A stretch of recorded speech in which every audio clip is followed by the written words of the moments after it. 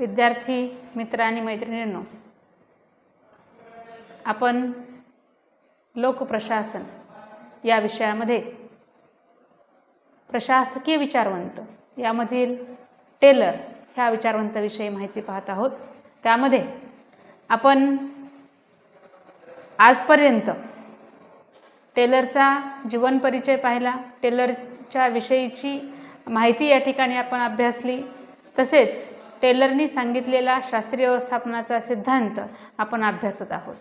तर या अंतर्गत आपण कार्यासाठी शास्त्रीय पद्धतीचा वापर हे एक तत्व टेलरच्या व्यवस्थापन सिद्धांताचं पाहिलेलं आहे आणि टेलरनी या शास्त्रीय व्यवस्थापन सिद्धांताचं हे तत्व सांगत असताना त्यामध्ये काही महत्त्वाच्या कार्याचा समावेश केलेला आपल्याला दिसून येतो की जसं या ठिकाणी विस्तृत दैनिक कार्य असेल, कार्याचं प्रमाणीकरण, यशस्वीतेसाठी अधिक वेतन, अपयशासाठी शिक्षा, विश्रांतीचा कालावधी आणि मजुरीचे निश्चितीकरण हे कार्यासाठी शास्त्रीय पद्धतीचा वापर या तत्वांतर्गत त्यांनी महत्त्वाची कार्य जी की व्यवस्थापक वर्गाला या ठिकाणी करावयाची आहेत ती सांगितलेली आहेत। तसेच आपण दुसरं तत्व या ठिकाणी अभ्यासलं ते म्हणजे व्यवस्थापकाची कर्तव्य। व्यवस्थापक वर्गाने कोणती कर्तव्य पार पाडली पाहिजेत ते एक महत्त्वाचं आपण तत्व या ठिकाणी पाहिलं। तिसरं तत्व आपण या ठिकाणी पाहिलं व्यवस्थापनाचे तत्वज्ञान। शास्त्रीय व्यवस्थापनाचं तत्वज्ञान त्यांनी मोजक्या शब्दामध्ये सांगितलेलं आहे, ते सुद्धा आपण या ठिकाणी पाहिलं। चौथं पाहिलं मानसिक क्रांती। मानसिक क्रांतीचा जो काही सिद्धांत आहे या शास्त्रीय व्यवस्थापन सिद्धांतामध्ये मानसिक क्रांती किती महत्त्वाची आहे हे सुद्धा आपण या ठिकाणी पाहिलं। आणि पुढचं पाहिलं ते म्हणजे कामगारांची शास्त्रीय पद्धतीने निवड आणि प्रशिक्षण। कामगार वर्गाची निवड या ठिकाणी करण्यासाठी शास्त्रीय पद्धतीचा अवलंब करावा, त्याचबरोबर शास्त्रीय पद्धतीनंच या ठिकाणी त्यांना आपण प्रशिक्षण द्यायला हवं असं मत टेलर ह्या विचारवंतांनी मांडलेलं आहे। तर आजच्या भागामध्ये आपण टेलरच्या शास्त्रीय व्यवस्थापन सिद्धांताचा पुढील भाग या ठिकाणी पाहणार आहोत। विद्यार्थी मित्रांनो, तर आज आपण टेलर या विचारवंताच्या शास्त्रीय व्यवस्थापन सिद्धांताचा अभ्यास करीत असताना त्याच्या व्यवस्थापन सिद्धांताची जी पुढील तत्वे आहेत ती आपण पाहूयात। तर यामध्ये जे पुढचं तत्व आहे ते म्हणजे कार्याचे शास्त्रीय वाटप। टेलर या विचारवंताच्या मते की जोपर्यंत आपण कामगारांच्या कार्याचं उचित आणि योग्य पद्धतीनं वितरण करणार नाहीत तोपर्यंत व्यावसायिक उत्पादन क्षमतेमध्ये वाढ होणार नाही। जर आपल्याला उत्पादन वाढवायचं असेल तर त्यासाठी निश्चितपणे आपल्याला काय करावं लागेल, कामगार किंवा कर्मचारी यांच्या कार्यामध्ये योग्य पद्धतीनं त्याचं वितरण करावं लागेल। त्यांच्या कार्याचं म्हणजे त्यांच्यामध्ये प्रत्येकाला त्यांची कामं ही योग्य पद्धतीनं वाटप करावी लागतील, त्याशिवाय उत्पादन क्षमता ही वाढणार नाही। कारण प्रत्येकाला जर त्याची या ठिकाणी भूमिका माहिती झाली, त्याचं कार्य माहिती झालं तर तो खूप चांगल्या पद्धतीनं ते कार्य हाताळू शकेल। आणि त्यामुळं टेलर असं म्हणतात की जर आपल्याला उत्पादन क्षमता वाढवायची असेल, कर्मचाऱ्याची अथवा कामगाराची कार्यक्षमता जर आपल्याला या ठिकाणी वाढवायची असेल तर त्या ठिकाणी कामाचं शास्त्रीय पद्धतीनं वाटप केलं जावं। जोपर्यंत आपण शास्त्रीय पद्धतीनं वाटप करायचं म्हणजे काय करायचं, तर त्या ठिकाणी जो कामगार वर्ग आहे त्या कामगार वर्गाला व्यवस्थापक वर्गाने किंवा त्यांचा जो कोणी प्रमुख असेल त्यांनी त्यांच्यावरती कामं ही लादली नाही पाहिजेत। म्हणजे कामं त्यांना असे सहज न देता त्या कामगारांची त्या कामाप्रतीची आवड जाणून घेतली पाहिजे की कामगाराला त्या कामाबद्दल किती आपुलकी आहे किंवा त्या कामाबद्दल त्याला किती रस आहे किंवा त्या कामाबद्दल त्याला काय वाटतं हे जाणून घेतलं पाहिजे। जर त्याला त्या कामामध्ये मुळात रुची असेल, स्वतः त्याला ते काम करायला जर आवडत असेल तर मग काय केलं पाहिजे, त्याच्यावरती त्या कामाची जबाबदारी सोपवायला पाहिजे। म्हणजेच या ठिकाणी टेलरने असं सांगितलेलं आहे की जेव्हा आपण कार्याचं वाटप करतो तेव्हा ते वाटप करीत असताना संबंधित जो कामगार आहे त्या कामगाराला त्या कामाबद्दल जेवढी आवड असेल तर त्या व्यक्तीकडं ते काम निश्चितपणे सोपवावं. जर या पद्धतीचा अवलंब केला तर कार्य उत्पादनामध्ये वाढ होईल, उत्पादन क्षमता कारखान्याची त्या ठिकाणी वाढेल आणि त्या कर्मचाऱ्याला त्या कामामध्ये आनंद मिळेल. आपण पाहतो की जी गोष्ट करायला आपल्याला आवडते ती गोष्ट आपण काय करतो, अगदी मनातून करतो. आणि पहा की जे कामं आपण अतिशय मन लावून करतो त्या कामामध्ये आपल्याला यशसुद्धा जास्त मिळतं किंवा ते काम आपण खूप चांगल्या पद्धतीनं करतो, त्याच्यामुळे त्या कामामध्ये आपण यशस्वी होतो. म्हणून टेलरचा हा जो शास्त्रीय व्यवस्थापन सिद्धांत आहे त्यामधील हे एक महत्त्वाचं तत्त्व आपल्याला सांगता येतं किंवा टेलरने हे तत्त्व सांगितलेलं आहे खूप चांगल्या पद्धतीनं. आणि ही तत्त्वे जी आहेत, ही तत्त्वे मला असं वाटतं की प्रत्येकानं ह्या तत्त्वांचा अभ्यास करायला पाहिजे. जर आपण त्या तत्त्वांचा अभ्यास केला तर आपण आपल्या जीवनामध्ये सुद्धा बऱ्याच गोष्टींचा या ठिकाणी विचारपूर्वक त्या गोष्टींचा आपण अंगीकार करूयात. तर या पद्धतीनं टेलरनी शास्त्रीय पद्धतीनं कामाचं वाटप करणं आवश्यक आहे ही एक गोष्ट सांगितलेली आहे. पुढचं तत्त्व त्यांनी सांगितलेलं आहे यंत्रसामुग्रीची शास्त्रीय निवड. म्हणजे टेलर हा विचारवंत काय करतो पहा की प्रत्येक काम करण्यासाठी शास्त्रीय पद्धतीचा तो आधार घेतो. कारण अशीच कामं करण्यापेक्षा त्या कोणतंही काम करत असताना त्या कामाच्या पाठीमागची सर्व पार्श्वभूमी आपण समजून घेतली पाहिजे आणि नंतरच ते काम केलं पाहिजे. तर अगदी यंत्राची निवड करताना सुद्धा जेव्हा आपण यंत्र निवडणार आहोत तेव्हा त्या यंत्राची निवड करताना सुद्धा त्या यंत्राची शास्त्रीय पद्धतीनंच निवड झाली पाहिजे असं मत टेलर या विचारवंताचं आहे. यामुळं काय होईल तर प्रत्येक मुद्दा त्यांचा कार्यक्षमता वाढीवरती येऊन थांबतो. टेलरला अपेक्षित काय होतं, विकास. आणि विकास करायचा असेल तर काय करावं लागेल, आपल्याला कार्यक्षमता वाढवावी लागेल, आहे की नाही. जर आपण कार्यक्षमता वाढवली तर आपलं काम जलद गतीनं होईल, उत्पादनामध्ये वाढ होईल आणि ज्यावेळी उत्पादनामध्ये वाढ होईल त्यावेळी विकास होईल. साधं सोपं आणि सहज त्यांनी सांगितलेले हे विकासाचं सूत्र आहे. मग या ठिकाणी टेलरने हेच सांगितलेलं आहे की कार्यक्षमता वाढीस लावण्यासाठी यंत्र, अवजारे, इतर सामग्रीची शास्त्रीय पद्धतीनं निवड ही केली जावी. त्याचबरोबर या सर्व म्हणजे ही जी काही अवजारं आहेत, यंत्रसामुग्री आहे त्याचं प्रमाणीकरण केलं जावं. पहा आता, म्हणजे केवळ यंत्रसामुग्रीची निवड करून थांबायचं आहे का, नाही. तर जी यंत्रसामग्री आपण या ठिकाणी निवडलेली आहे त्या यंत्रसामग्रीचं प्रमाणीकरण करणं सुद्धा आवश्यक आहे. आता प्रमाणीकरण करायचं म्हणजे काय की प्रत्येक यंत्रावरती एका दिवसामध्ये आपण किती उत्पादन काढू शकतो किंवा जी काही वस्तू त्या ठिकाणी बनवली जाते ती वस्तू एका यंत्रावरती एका दिवसामध्ये किती वस्तूचं उत्पादन त्या ठिकाणी होतं. यामुळं काय होईल की दर दिवसाचं उत्पादन जर त्या ठिकाणी आपण प्रत्येक व्यक्तीचं किंवा त्या प्रत्येक यंत्राच्या माध्यमातून मिळणारं उत्पादन जर आपण त्या ठिकाणी काढलं तर आपल्याला टोटल ॲव्हरेज त्या ठिकाणी काढता येईल की एका महिन्यामध्ये ही कंपनी एवढा माल उत्पादित करते. त्या हिशोबानं मग पुढच्या सर्व गोष्टी या ठिकाणी त्यांना ठरवता येतील की जसं त्यामध्ये आपल्याला हे सांगता येतं की मग मार्केटमधलं जी काही म्हणजे त्याची मागणी असेल त्या मागणीच्या प्रमाणामध्ये आपल्याला ते वाढवता येईल किंवा दुसरी महत्त्वाची गोष्ट म्हणजे नवनवीन टेंडर त्या ठिकाणी स्वीकारता येतील, आहे की नाही. मागणी आल्यानंतर मग त्यांच्याशी करार करता येईल की हो आम्ही तुम्हाला एवढ्या दिवसामध्ये ही वस्तू पोहोचती करू शकतो, म्हणजे ते स्वीकारायला सोपं जाईल. तर त्यामुळं या ठिकाणी टेलर असं म्हणतात की प्रत्येक यंत्राचं योग्य असं प्रमाणीकरण केलं जावं आणि त्याचा पुरेपूर वापरसुद्धा केला जावा. यंत्राचा पूर्ण वापर करायचा आहे की यंत्र हे जर आपण पुरेपूर वापरली नाही तर त्या यंत्रामध्ये आपण जी काही गुंतवणूक केलेली आहे, जो काही पैसा आपण गुंतवलेला आहे तेवढा पैसा आपल्याला त्या ठिकाणी परतावा किंवा नफा आपल्याला त्या ठिकाणी योग्य पद्धतीनं मिळवता आला पाहिजे.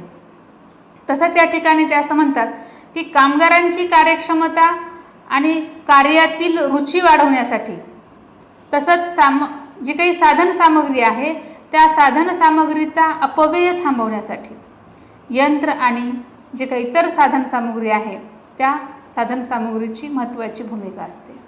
कारण यंत्र जर चांगले असतील तर काय होईल, त्या ठिकाणी कामगारांना काम करणं सोपं होईल.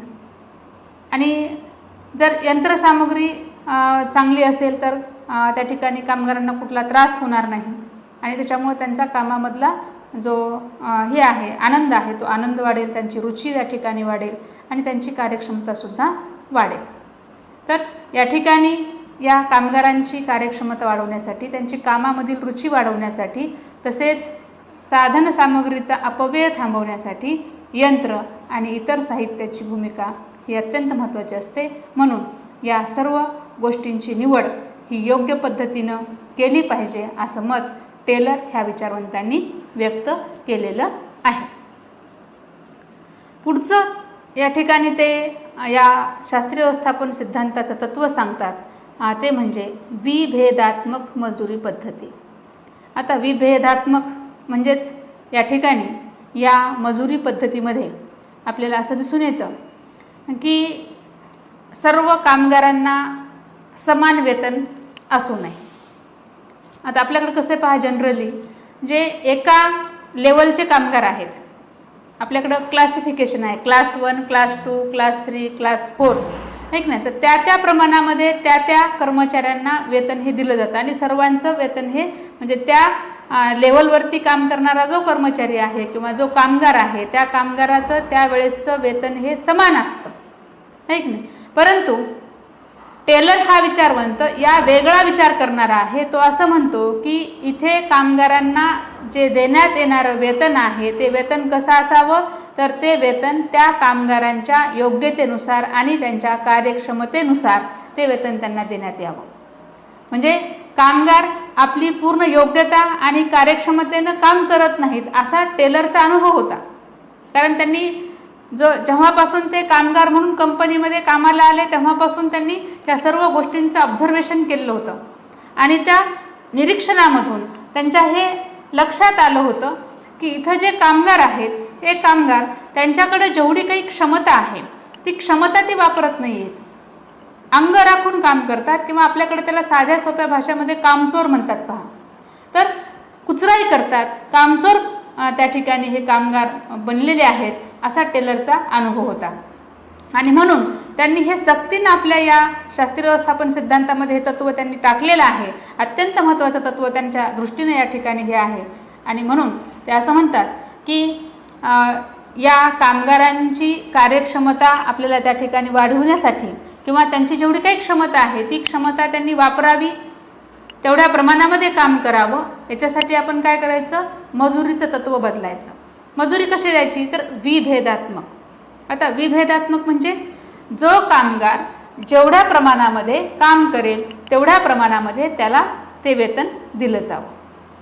मग या ठिकाणी एकाच प्रकारचं काम करणारे कामगार असतील, वेगवेगळ्या पद्धतीचं काम करणारे कर्मचारी नाहीत, एकाच वस्तूचं उत्पादन करणारे कामगार आहेत त्या ठिकाणी, परंतु त्या कामगारांचं वेतन हे वेगवेगळं असलं पाहिजे. वेगवेगळं असलं पाहिजे कशाच्या बेसवरती असलं पाहिजे, तर ते कर्मचारी जे काही काम करतात, जेवढं उत्पादन करतात तेवढ्या प्रमाणामध्ये त्यांना वेतन देण्यात यावं.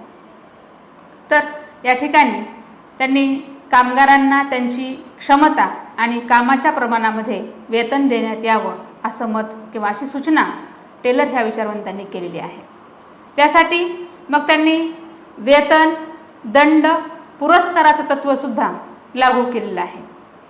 की ते असं म्हणतात की कामगारांना कार्यात अधिक प्रेरणा देण्यासाठी, कामगारांना कार्यामध्ये अधिक प्रेरणा देण्यासाठी विभेदात्मक मजुरी पद्धती हे तत्त्व त्यांनी निर्माण केलेलं आहे.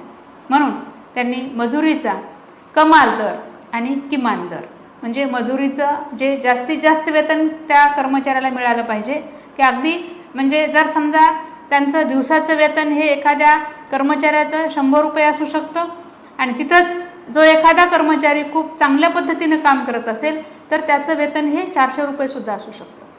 कारण त्यानं काय केलेलं आहे, तेवढ्या प्रमाणामध्ये वस्तूचं उत्पादन केलेलं आहे.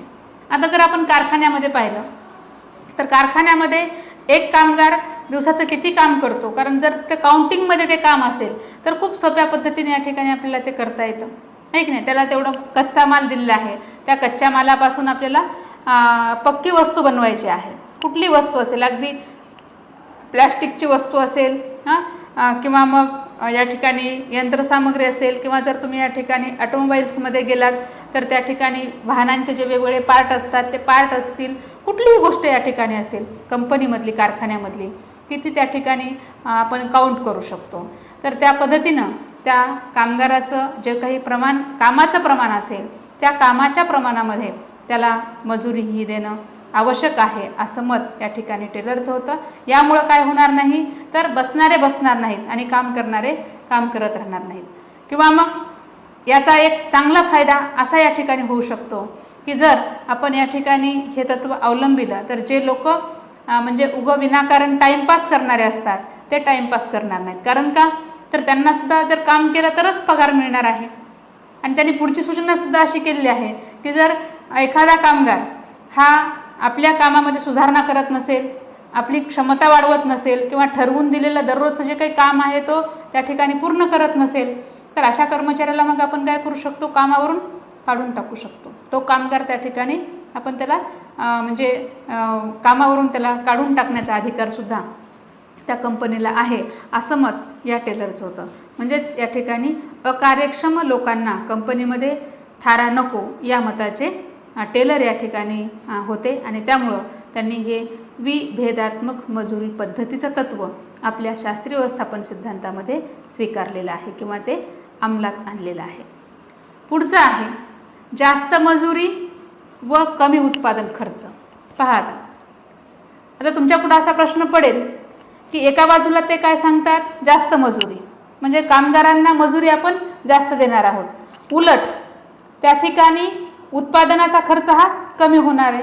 असं कसं काय शक्य, मजुरी तर जास्त द्यायची आणि खर्च कमी कसा काय होऊ शकतो, असा सर्वसामान्य व्यक्तीच्या पुढं प्रश्न निर्माण होऊ शकतो. परंतु जर आपण टेलर हा विचारवंत समजून घेतला तर त्याचं उत्तर आपल्याला या ठिकाणी मिळतं. ते असं म्हणतात की जो उत्कृष्ट व्यवस्थापक आहे तो उत्कृष्ट व्यवस्थापक जास्त मजुरी आणि कमी उत्पादन खर्चाचं तत्त्व त्या ठिकाणी स्वीकारतो किंवा त्याचं पालन करतो. तर या ठिकाणी त्यांनी सांगितलेलंच आहे की जो कामगार जास्त काम करेल त्याला मजुरी जास्त मिळेल. जर त्या कामगारांना जास्त काम केलं तर त्याला मजुरीही जास्त मिळणार आहे, परंतु त्या बदल्यामध्ये कंपनीला किंवा कारखान्याला तेवढंच उत्पादनसुद्धा मिळणार आहे. त्या उत्पादनामधून मिळणारा नफासुद्धा त्या कंपनीला मिळणार आहे. म्हणजेच याचाच अर्थ काय होतो की कामगारांना मजुरीही जास्त मिळणार आहे आणि कंपनीला नफासुद्धा, उत्पादन जास्त मिळणार आहे कमी उत्पादन खर्चामध्ये. आता कमी उत्पादन खर्च कसा होतो की जर समजा या ठिकाणी एखादं काम करण्यासाठी आपल्याला म्हणजे एखादी वस्तू बनवण्यासाठी होणारा जो खर्च आहे तो खर्च आपण कशावरून काढतो, त्या वस्तूची किंमत कशावरून ठरते, तर त्या वस्तूला एकूण तयार करेपर्यंत किंवा ती वस्तू मार्केटमध्ये नेऊपर्यंत तिला जो काही येणारा खर्च आहे त्या खर्चावरून त्या वस्तूचं जे काही किंमत आहे ती निश्चित केली जाते. तर मग ही किंमत निश्चित करत असताना सुरुवातीचा त्या ठिकाणी आपण जर विचार केला तर मग ती वस्तू बनवण्यासाठी लागलेला कच्चा माल आहे की नाही, त्या कच्च्या मालासाठी आपण किंमत दिलेली असते. एक साधं सोपं उदाहरण या ठिकाणी मी तुम्हाला देते की समजा एखादा म्हणजे कापड मिल आहे, एखादी कापड मिल आहे. आता कापड मिलमध्ये लागणारा कच्चा माल कोणता आहे, कापूस आहे. तर या कापसापासून कपडा बनवला जातो. आता जर आपण त्या कारखान्याच्या त्या मिलमध्ये मोठ्या प्रमाणामध्ये आपण कापूस खरेदी केलेला आहे, कच्चा माल, रॉ मटेरियल. मग जे काही तिथं हातमागावरती काम करणारे जे कामगार असतात तर ते कामगार जर क्षमतेनं काम करणारे असतील किंवा तो आपण खरेदी केलेला जो काही कापूस आहे त्या कापसाचा जर आपण कमी कालावधीमध्ये कपडा तयार केला तर त्याचे अनेक फायदे होतात. फायदे कसे होतात? एकतर जर आपण कच्चा माल हा चांगल्या स्थितीमध्ये असताना जर त्याचा वापर केला तर उत्पादन हे चांगलं होतं, म्हणजे त्याचा दर्जा हा चांगला राहतो. जर तोच कापूस जास्त काळ पडून राहिला, तो सडला, त्याच्यापासून जर कापड बनवलं तर ते कापड निकृष्ट दर्जाचं बनू शकतं, त्याला मार्केटमध्ये किंमत येणार नाही. त्याच्यामधला काही कापूस हा वायासुद्धा जाऊ शकतो, आहे की नाही, जास्त काळ तो त्या ठिकाणी पडून राहिल्यामुळं. वाया कसा जाईल की अनावधानानं त्या ठिकाणी काही आपण पाहतो की शॉर्ट सर्किट झालं, आग लागली, आगीमध्ये जर तो कापूस काही भाग जळून गेला, किंवा पाऊस आला, पावसामध्ये तो कापूस त्या ठिकाणी भिजला, अनेक त्या ठिकाणी संकट येऊ शकतात. तर त्या सर्व याच्यामधून आपल्याला त्याची जर आपण लवकर ते काम करून घेतलं, जास्त काळ जर ते वस्तू आपली पडून राहिली नाही. पहा तुम्ही, कुठलीही वस्तू, कुठलंही अवजार आपण घेतल्यानंतर जर त्याचा आपण लगेच वापर केला तर ते आपल्याला जास्त फायदा देतं. आणि जर ती वस्तू आपण तशीच दीर्घकाळ ठेवली, अगदी अन्नधान्य आहे, डाळी आहेत, समजा एखादी दाल मिल आहे, डाळ करायची एखादी कारखाना आहे, त्या कारखान्यामध्ये आता डाळी करण्यासाठी तुरी असतील, वेगवेगळं त्या ठिकाणी साहित्य खरेदी केलं, डाळीचं म्हणजे कच्चा माल त्या ठिकाणी खरेदी केला. परंतु काही काळ, दीर्घकाळ जर त्या ठिकाणी गेला तर आपण पाहतो की त्याला कीड लागू शकते, आणि कीड लागल्यामुळं त्याच्यामधली अनेक जे काही तुरीचे जे काही दाणे असतील ते त्या ठिकाणी म्हणजे पूर्ण खाऊन टाकल्यानंतर जे काही मिळणारं वेट आहे, जे एकूण जे काही त्याचं वजन जे आहे ते वजन कमी भरणार आहे आणि त्याचा आपल्याला तोटा होणार आहे.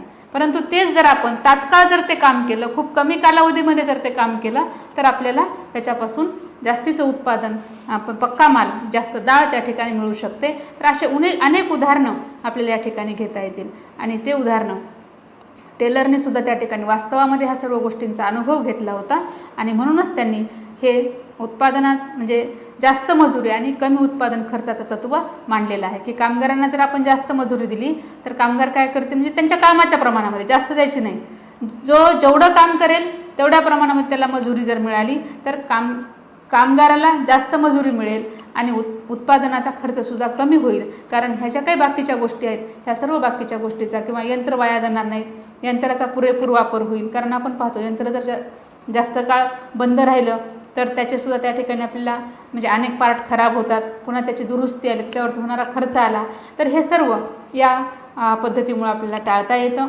आणि म्हणून या ठिकाणी तो असं म्हणतो की प्रत्येक प्रथम श्रेणी कामगाराला त्याच वर्गातील इतर कामगारापेक्षा 30% ते 100% अधिक मजुरी दिली जावी, म्हणजे त्याच्या कामाच्या प्रमाणामध्ये. जर समजा एखादा कामगार हा दिवसभरामध्ये 50 वस्तू बनवत असेल आणि दुसरा कामगार हा दिवसभरामध्ये 200 वस्तू बनवत असेल तर त्याची त्या ठिकाणी त्या कामाच्या प्रमाणामध्ये त्याला मजुरी मिळाली पाहिजे. कारण तुमच्या जे काही कारखान्याचा जो माल आहे त्या मालाचं शेवटी हे काय होणार आहे, तुम्हाला मूल्य कशामध्ये मिळणार आहे, त्या वस्तूच्या प्रमाणामध्ये मिळणार आहे. त्यामुळं त्याला त्या पद्धतीनं मजुरी जर मिळाली तर त्याचा कामाचा उत्साह वाढेल आणि कारखान्याला त्याचा फायदा होईल, असं टेलरचं मत आहे.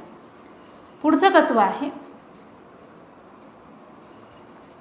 कार्यात्मक संघटन. आता हे एक टेलरने सांगितलेलं फार महत्त्वाचं तत्व आहे. आता खरं पाहता हे तत्व म्हणजे एक स्पेशल घटक आहे. कार्यात्मक संघटन म्हणजे या ठिकाणी टेलर या विचारवंतांनी कार्यात्मक संघटनेला शास्त्रीय व्यवस्थापनाचं महत्त्वाचं अंगसुद्धा मानलेलं आहे. जसं मानसिक क्रांती महत्त्वाची आहे तसंच हे एक तत्व अत्यंत महत्त्वाचं आहे. त्यास त्यांनी कार्यात्मक फोरमनशिप असं सुद्धा नाव दिलेलं आहे. आता यामध्ये तुम्हाला आठवत असेल, मी तुम्हाला BA फर्स्ट इयरला आज्ञेची एकता हे तत्व शिकवत असताना टेलर ह्या विचारवंताचा रेफरन्स दिला होता. तो हाच आहे की टेलर या विचारवंताला आज्ञेची एकता हे तत्व मुळीच मान्य नाही.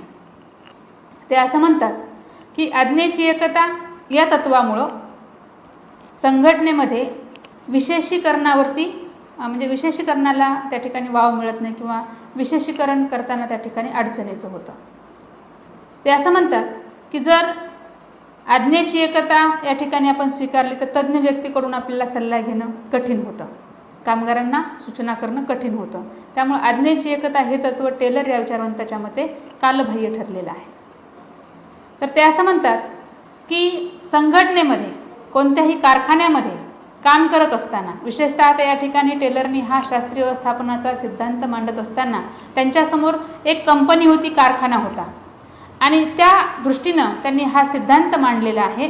तर या ठिकाणी टेलर असे म्हणतात की जर आपण कार्यात्मक फोरमनशिप हे तत्त्व जर या ठिकाणी स्वीकारलं तर त्यामध्ये आपल्याला म्हणजे प्रत्येक कार्याला आणि म्हणजे विशेषीकरणाचं तत्त्व म्हणजे काय करायचं, आपल्याला विभाजनावर आधारित या ठिकाणी हे तत्त्व आहे. कार्याचं विभाजन करण्यात आलेलं आहे आणि यामध्ये प्रत्येक कार्याला अनेक भागामध्ये विभाजित करून प्रत्येक भागासाठी एक फोरमन नियुक्त केलेला आहे. म्हणजेच हे जे फोरमन आहेत हे फोरमन आपल्या कार्यामध्ये तज्ज्ञ असतात आणि ते कामगारांना आदेश देतात. म्हणजेच या ठिकाणी एका कामगाराला अनेकांकडून या ठिकाणी म्हणजे कमीत कमी 8 व्यक्तीकडून एका कामगाराला आदेश मिळू शकतो, असं टेलर ह्या विचारवंताचं मत आहे. तर टेलर यांच्या मते हे 8 या ठिकाणी म्हणजे जे हे आहेत तज्ज्ञ लोक आहेत ते त्या ठिकाणी असावेत. त्यापैकी 4 हे म्हणजे कार्यालय स्तरावरती असावेत आणि 4 हे कारखाना स्तरावरती असावेत. म्हणजे 4 लोक हे काय करतील, कार्यालय स्तरावरती काम करतील आणि 4 लोक हे कारखाना म्हणजे कार्यालय स्तरावरती आणि 4 कारखाना स्तरावरती. तर कार्यालय स्तरावरती कोणकोणते या ठिकाणी फोरमन कार्य करतील, तर त्यामध्ये पहिला आहे कार्यक्रम लिपिक. हा काय करेल, कामगारांच्या दैनंदिन कार्याची पूर्ण योजना तयार करतो. म्हणजे याचं काम काय आहे की प्रत्येक कामगाराच्या दैनंदिन कामाचं नियोजन करणे. त्याला आजच्या दिवसाचं कुठलं म्हणजे तो कामगार त्या ठिकाणी आला की त्याच्या पुढं ते कार्ड द्यायचं, त्यांनी ते याचा दिवसाच्या कामाचा प्लॅनिंग त्याला देऊन टाकायचं किंवा त्यांनी या दिवसभरामध्ये एवढी ही कामं करायची आहेत. दुसरं आहे निर्देश कार्ड लिपिक. आता निर्देश कार्ड लिपिक जो आहे तो या ठिकाणी प्रत्येक कार्यासाठी विस्तृत सूचनापत्र तयार करतो. हे निर्देश कार्ड निरनिराळ्या टोळी नायकाकडे पाठवतो. पहा, म्हणजे निर्देश म्हणजे जे काही त्या ठिकाणी सूचना आहेत त्या सूचना तो त्या ठिकाणी तयार करतो. म्हणजे कामगारांसाठी असलेल्या सूचना तयार करणं आणि मग त्या सूचना दिलेलं जे काही कार्ड आहे ते कार्ड प्रत्येक जे काही टोळी नायक आहेत, वेगवेगळ्या विभागावरती काम करणारे जे टोळी नायक आहेत त्या टोळी नायकाकडे तो पाठवतो. म्हणजे कारखान्यामधून कामगारांसाठी निघालेल्या ज्या काही आवश्यक सूचना आहेत त्या सूचना देण्याचं काम हा कार्ड म्हणजे निर्देश कार्ड लिपिक जो आहे तो या ठिकाणी करतो. पुढचा आहे वेळ आणि खर्च लिपिक. तिसरा कार्यालय स्तरावरचा हा म्हणजे फोरमन आहे. तो काय करतो, तर तो प्रत्येक कार्यासाठी लागणारा वेळ आणि खर्चासंबंधीची आकडेवारी आणि सूचना आपल्याजवळ ठेवतो. म्हणजे प्रत्येक कामासाठी लागणारा वेळ, खर्च आणि सूचना त्याच्याकडे या ठिकाणी जमा आहेत आणि हा काय करतो, वेळ आणि खर्चाचं पत्रक तयार करून निरनिराळ्या नायकांकडे पाठवतो. म्हणजे जो टोळी नायक असतो त्याच्याकडे तो पाठवतो आणि मग हे जे काही नायक आहेत ते नायक काय करतात, त्याच्यामध्ये आवश्यक त्या सूचना करून पुन्हा ते परत त्याच्याकडे पाठवत असतात. म्हणजे या ठिकाणी कारखान्यामध्ये वेगवेगळ्या ठिकाणी कार्यरत असणारे जे काही टोळी नायक आहेत त्यांच्यामध्ये आणि कारखान्यामध्ये समन्वय ठेवण्याचं काम या ठिकाणी या पद्धतीनं करता येतं. चौथा आहे अनुशासक. नावामध्ये दडलेला आहे की आता हा जो अधिकारी आहे किंवा हा जो फोरमन आहे तो काय करणार आहे, तर त्याचं प्रमुख कार्य आहे कारखान्यामध्ये शिस्त ठेवणे. म्हणजे कोण काय करायले ना, प्रत्येकजण आपल्या ठरवून दिलेल्या पद्धतीनं काम करतो आहे की नाही ते त्या ठिकाणी त्याच्यावरती सुद्धा तो नियंत्रण ठेवेल. परंतु त्याचबरोबर तो काय करणार आहे, वादविवाद सोडविणे, शांतता ठेवणे, म्हणजे एकंदरीत सर्वत्र जी काही व्यवस्था आहे ती व्यवस्था पाहण्याचं काम याचं आहे. म्हणजे अनुशासन म्हणजे शिस्त निर्माण करणे, कंपनीमध्ये कारखान्यामध्ये शिस्त ठेवण्याचं काम हा जो म्हणजे चौथा कार्यालय स्तरावरचा जो फोरमन आहे तो या ठिकाणी करतो. तर मग या ठिकाणी जर समजा कारखान्याच्या वेगवेगळ्या घटकामध्ये जर कुठं वाद निर्माण झाला तर तो वाद सोडवायचा आहे, कारखान्यामध्ये शांतता निर्माण करायची आहे आणि विशेष म्हणजे चांगल्या कामगारांसाठी पुरस्कार व जे शांतता भंग करणारे जे लोक कर्मचारी असतील, कामगार असतील, त्यांच्यासाठी दंडाची व्यवस्था करण्याचं काम, म्हणजे शिस्तभंग करणाऱ्यासाठी शिक्षा देणं आणि शिस्तीचं पालन करण्यासाठी, चांगलं काम करणाऱ्यासाठी पुरस्कार देण्याचं काम हा चौथा कार्यालय स्तरावरचा अनुशासक नावाचा लिपिक या ठिकाणी करेल. पुढचं आहे ते झाले 4 कार्यालय स्तरावरचे. आता आपण पाहूयात कारखाना स्तरावरती म्हणजे ऑन द स्पॉट जिथं काम चालू आहे त्या ठिकाणचे जे काही टोळी म्हणजे फोरमन आहेत ते कसं काम करतात. तर त्यामधला पहिला आहे टोळी नायक. तर हा काय करतो, हा टोळी नायक कामगारांकडून नियोजनानुसार कार्य करून घेतो, आहे की नाही. जे नियोजन दिलेलं आहे, प्रत्येक कामगाराच्या कामाचं प्रमाणीकरण या ठिकाणी केलेलं आहे, तर त्यानुसार हा जो टोळी नायक आहे तो टोळी नायक कामगारांकडून काम करून घेतो. त्यांना आवश्यक असलेली साधनसामुग्री पुरवणे, वेळोवेळी त्यांना सूचना आणि मार्गदर्शन करणे, नियंत्रण ठेवणे, कार्यपद्धती समजून सांगणे, ही जी काही कामं आहेत ही कामं टोळी नायकाला करावी लागतात. म्हणजेच हा कोण आहे, प्रत्यक्ष कामगार ज्या ठिकाणी काम करतात त्या फील्डवरती त्यांच्यावरती प्रत्यक्ष नियंत्रण ठेवणारा हा फोरमन आहे, टोळी नायक. याचबरोबर दुसरा कारखाना स्तरावरती काम करणारा जो नायक आहे तो म्हणजे गती नायक. त्याला फोरमन म्हणा, नायक म्हणा.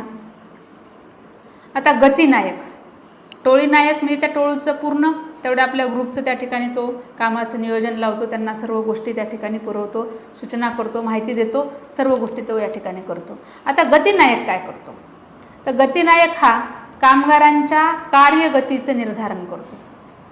म्हणजे त्यांची कामाची जी काही क्षमता आहे ती क्षमता त्या ठिकाणी तो पाहतो, त्यांची कार्याची गती त्या ठिकाणी तो अभ्यासतो आणि निर्धारित वेळेत जर त्या कामगाराकडून कामं पूर्ण होत नसतील तर त्याची कारणं शोधून काढण्याचं काम हा गती नायक करत असतो. कारण तुम्हाला माहिती झालं आहे आता की टेलरनी काय केलेलं आहे की प्रत्येक कामगाराच्या दैनंदिन कामाचं प्लॅनिंग केलेलं आहे, ठरवून दिलेलं आहे, प्रमाणीकरण केलेलं आहे की हा कामगार काय करणार, समजा अ नावाचा कामगार काय करणार आहे, दिवसभरामध्ये 100 वस्तूचं उत्पादन करणार आहे. जर तो त्या ठिकाणी त्याचं तेवढं उत्पादन करू शकत नसेल तर मग त्याच्यामध्ये कुठल्या कारणं आहेत, काय त्याच्या अडचणी आहेत, ह्या शोधण्याचं काम हा गती नायक करतो. म्हणजेच कामगारांची कार्यक्षमता कशी आहे हे पाहण्याचं काम हा कर्मचारी अधिकारी करत असतो. तिसरा आहे दुरुस्ती नायक. दुरुस्ती नायक याच्यामध्ये सुद्धा आपल्या या ठिकाणी लक्षात येतं, दुरुस्ती नायक म्हणजे या नायकाचं प्रमुख काम काय असेल तर ते म्हणजे यंत्र आणि अवजारांची देखभाल करणे. कंपनीमध्ये, कारखान्यामध्ये जे काही साधनं आहेत कामं करण्यासाठी, जी यंत्रसामुग्री आहे त्या यंत्रसामुग्रीची देखभाल करणे आणि दुरुस्ती करणे. त्याचबरोबर कामगारांकडून यंत्र योग्य वेळी स्वच्छ केली जातील, त्यामध्ये पुरेसं तेल, कारण यंत्राला लागणारे जे काही म्हणजे त्याचे जे काही मेंटेनन्स आहे ते मेंटेनन्स म्हणजे करण्याचं काम किंवा ते यंत्र मेंटेन करण्याचं काम हा दुरुस्ती नायक करतो. जास्तीत जास्त आपल्याला त्या यंत्राकडून उत्पादन मिळालं पाहिजे या पद्धतीनं हा कामगार हा जो दुरुस्ती नायक आहे तो या ठिकाणी आपली भूमिका पार पाडत असतो. यानंतरचा शेवटचा जो आहे तो आहे निरीक्षक. म्हणजे फील्डवरती काम करणारा, कारखाना स्तरावरती काम करणारा हा चौथा त्या ठिकाणी फोरमन आहे. तर या ठिकाणी हा काय करतो पहा, तर कारखान्यातील उत्पादन त्याचबरोबर कार्यव्यवस्थेचे पूर्ण निरीक्षण करण्याची जबाबदारी या निरीक्षकाची आहे. तसंच उत्पादित वस्तूचा दर्जा आणि गुण इत्यादीचं परीक्षण करणं, जो विक्री केला जाणारा माल आहे किंवा जी वस्तू आहे त्याच्याकडे सुद्धा लक्ष देण्याचं काम हा निरीक्षक करेल. म्हणजे एकंदरीत कार्यव्यवस्थेचं म्हणजे कारखान्यामधील जे काही उत्पादन आहे, मोठी जबाबदारी आहे. कारखान्यामधील जे एकूण उत्पादन आहे, कार्यव्यवस्था आहे, त्या संपूर्ण गोष्टीचं या ठिकाणी त्याला निरीक्षण करायचं आहे. त्याचबरोबर जी काही आपलं उत्पादन आहे, जी वस्तू आहे, त्या वस्तूचा दर्जा आणि गुण याचंसुद्धा त्याला परीक्षण करावं लागतं. कारण कारखान्यामध्ये जी वस्तू तयार होते त्या वस्तूचा दर्जा हा टिकवून ठेवणं गरजेचं असतं. कारण जर दर्जा त्या ठिकाणी घसरला तर मग मार्केटमध्ये कंपनीचं नाव खराब होत असतं. तर त्या दृष्टीनं या ठिकाणी ह्या निरीक्षकाला आपली भूमिका पार पाडावी लागते. आणि जो काही विक्री केला जाणारा माल आहे, म्हणजे जे काही आलेली मागणी आहे, जे काही टेंडर असतील ते टेंडर पूर्ण करत असताना कुठे कोणता माल पाठवलेला आहे, किती पाठवलेला आहे, ह्या सर्व गोष्टी पाहण्याची जबाबदारी ही ह्या निरीक्षकाची असते.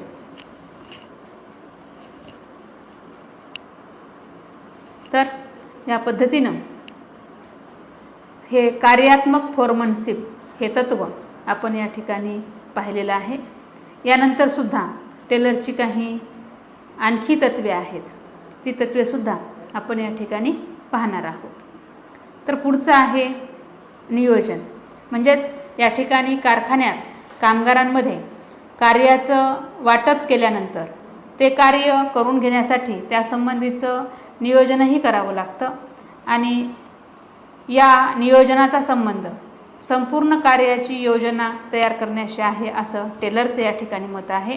आणि त्यासाठी ते असं म्हणतात की एक स्वतंत्र असा नियोजन विभाग असावा, स्वतंत्र नियोजन विभाग, की ज्या ठिकाणी फक्त नियोजनाचंच काम त्या ठिकाणी केलं जाईल. तर कामगारांच्या दर दिवसाच्या कार्याचं नियोजन करण्याचं कार्य या विभागाकडे दिलं जावं. म्हणजे नियोजन विभागाचं कार्य हे मोठं आहे, व्यापक स्वरूपाचं काम आहे. की कारखान्यामध्ये किती प्रमाणामध्ये उत्पादन करायचं आहे, त्यासाठी आपल्याला किती कामगार वर्ग लागणार आहे आणि प्रत्येक कामगार किती काम करणार आहे, ह्या सर्व गोष्टीचं नियोजन करण्याचं काम ह्या नियोजन विभागाकडे आहे. आणि त्यामुळं या ठिकाणी कामगारांच्या दर दिवसाच्या कार्याचं नियोजन करण्यापासून चं काम या नियोजन विभागाला करावं लागतं. तर या शिवाय नियोजनाला अंमलबजावणीच्या कार्यापासून वेगळं त्यांनी केलेलं आहे. म्हणजे नियोजन हे जे काही कार्य आहे ते कार्य करण्यासाठी त्याला अंमलबजावणी ही वेगळी गोष्ट आहे आणि नियोजन हे वेगळं आहे. जसं आपण या ठिकाणी त्याचं फोरमनशिप हे या ठिकाणी पाहिलं की कार्यालयामध्ये बसून कामगारांना सूचना देणारे, त्यांच्या कार्याचं प्रमाण निश्चित करणारे असे 4 लोक त्या ठिकाणी आहेत. आणि त्याचबरोबर कारखाना स्तरावरती काम करणाऱ्या कामगारांना तिथं सूचना देण्यासाठी, त्यांच्याकडून काम करून घेण्यासाठी 4 त्या ठिकाणी फोरमन आहेत. तसंच या ठिकाणी नियोजन विभाग जो आहे तो नियोजन विभागसुद्धा या ठिकाणी अत्यंत महत्त्वाचा आहे. आणि हा नियोजन विभाग हा स्वतंत्र असला पाहिजे. आणि या नियोजन विभागाला अंमलबजावणीच्या कार्यापासून त्यांनी वेगळं केलेलं आहे. तर तसंच या ठिकाणी प्रत्येक व्यक्ती अधिक कुशलतेने कार्य करू शकतो असं मत या टेलरचं आहे. जर आपण नियोजन विभाग वेगळा आणि अंमलबजावणी वेगळी हे जर या ठिकाणी केलं तर त्या ठिकाणी चांगल्या पद्धतीनं काम होऊ शकतं असं मत टेलर ह्या विचारवंताचं आहे. तर विद्यार्थी मित्रांनो, आज आपण या ठिकाणी थांबूयात आणि राहिलेला भाग आपण पुढच्या भागामध्ये या ठिकाणी घेऊयात. आपल्या सर्वांचे धन्यवाद. थँक्यू.